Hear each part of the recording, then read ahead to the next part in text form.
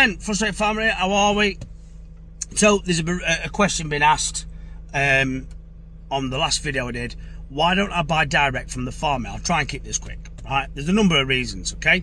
So me going and standing or going to visit that farm, it's taking time up out of my day and that farmer's day, okay?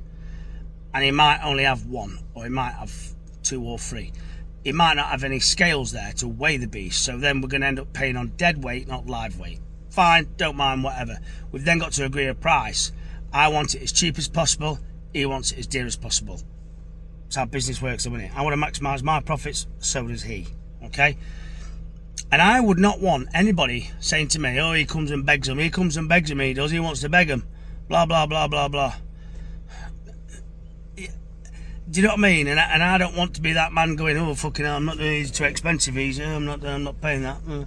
If you run them through a cattle market, you pay the price what they are worth on the day. No arguments can be had. No arguments can be had. That's what it's worth on the day. And the beef price at the minute, and same with lamb, they all fluctuate from week to week to week, okay? They're taking a gamble, I'm taking a gamble, and in the middle of all this, we've got a great little community called Bagshaws who provide the building, the service, the hospitality for all us farmers to go in there, right? And they're supporting that business. They must employ 40, 50, 60 people. I don't know, right? It's supporting another local business within the Bakewell area, not just Bakewell. There's Leek, there's loads of people that'll come from all more farming daughters and wives and things like that will be in the office working and things, and it's supporting a lot more families by sending them to these markets, all right? And we get to sit and have a chat with other farmers and talk about his problems, because there's always a problem, all right? We get to take mick out of one another, you know, and it's brilliant, and it's a great day for us. So yeah, they're the reasons why, really. I think it's a fairer way to do business. I would never want to stand at a gate. I'd buy store cattle for me to fatten on, but for the final product, I'll always buy out a market, or I'll send my own cattle in.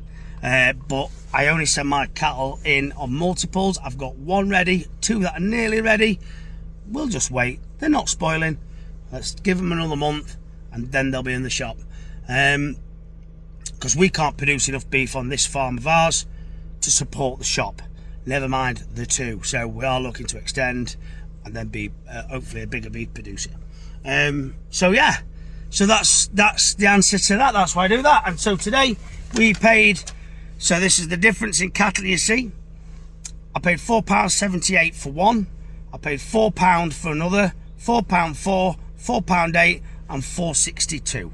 all right, so, and they're all different weights, so yeah, really chuffed with that.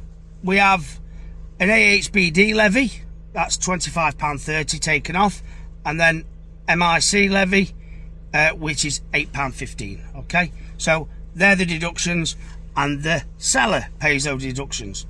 I have to pay what's left.